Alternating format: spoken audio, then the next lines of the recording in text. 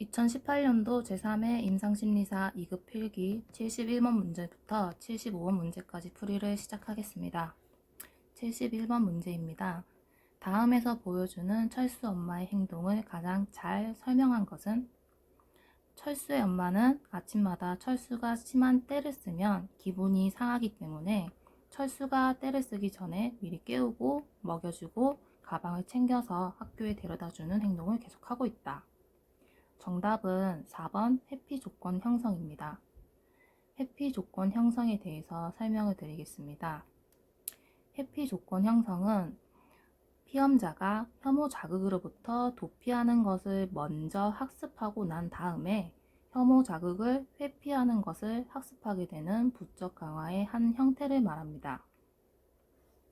여기서 피험자는 철수의 엄마가 되겠고요.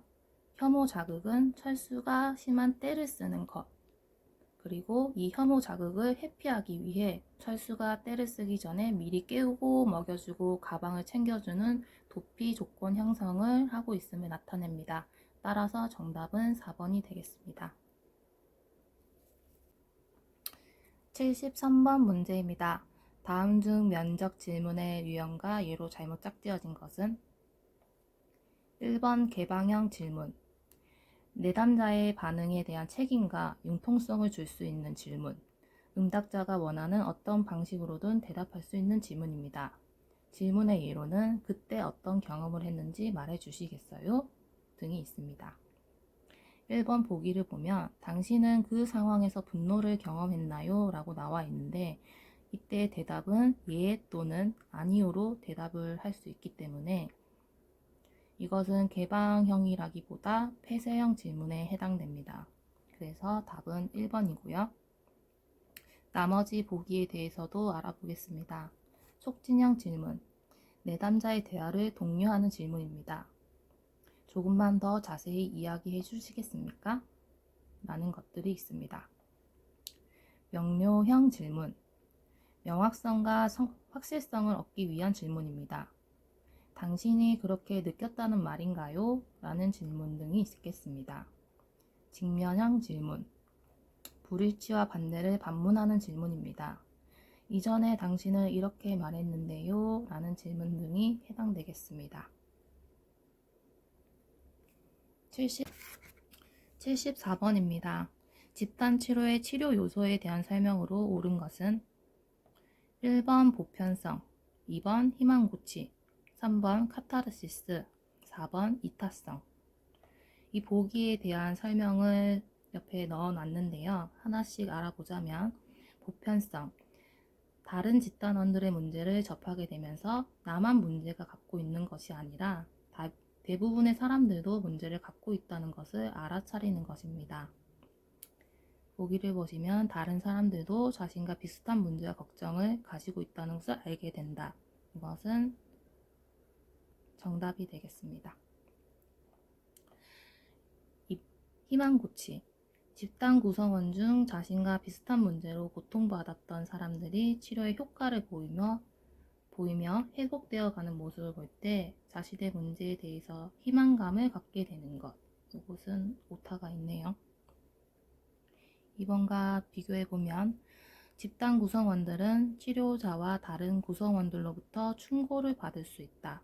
이것은 희망고치가 아니라 정보 습득에 해당됩니다. 따라서 설명으로 옳지 않은 것은 2번이 되겠고요.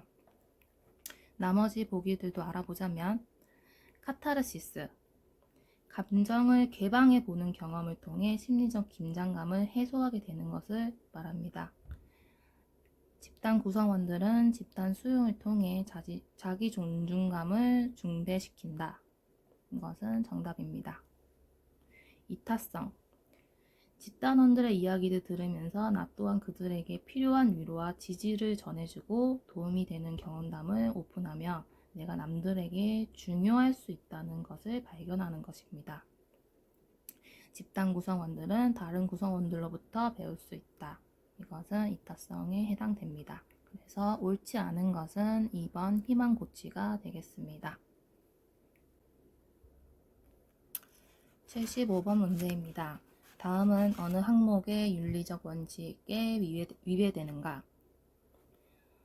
임상심리사가 개인적인 심리적 문제를 갖고 있다든지, 너무 많은 부담 때문에 지쳐 있다든지, 교만하여 더 이상 배우지 않고 배울 필요가 없다고 생각하거나, 해당되는 특정 전문 교육 수련을 받지 않고도 특정 내담자군을 잘 다룰 수 있다고 여긴다. 보기의 4가지에 대해서 옆에 제가 설명을 덧붙여 놨는데, 유능성부터 설명을 해보자면, 유능성은 75번 문제입니다. 다음은 어느 항목의 윤리적 원칙에 위배되는가? 임상심리사가 개인적인 심리적 문제를 갖고 있다든지, 너무 많은 부담 때문에 지쳐 있다든지, 교만하여 더 이상 배우지 않고 배울 필요가 없다고 생각하거나, 해당되는 특정 전문 교육 수련을 받지 않고도 내담자군을 잘 다룰 수 있다고 여기는 것. 보기 1번, 2번, 3번, 4번에 대해서 제가 옆에 정리를 해놨는데요. 하나씩 살펴보면서 정답을 풀이하도록 하겠습니다. 유능성은 상담사가 자신의 강점과 약점, 자신이 가지고 있는 기술과 그것의 한계에 대해 자각하여 지속적인 교육 수련으로 최신의 기술을 습득하며 이를 통해 사회의 변화에 민첩하게 대응해야 한다는 것으로 나와 있습니다.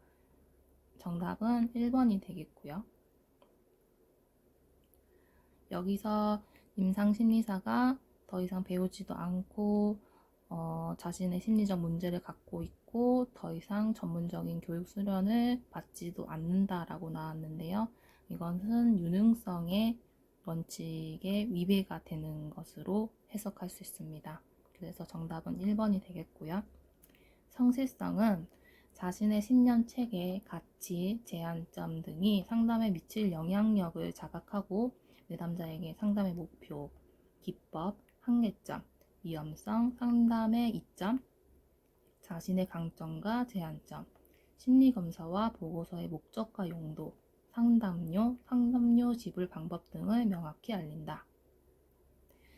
권리에 대한 존엄성, 내담자의 복리를 증진하고 존엄성을 존중하는 것이다. 사회적 책임, 사회의 윤리와 도덕 기준을 존중하고 사회의 공익과 자신이 종사하는 전문직의 바람직한 이익을 위해 최선을 다한다. 이상으로 기출문제 풀이를 마치겠습니다. 감사합니다.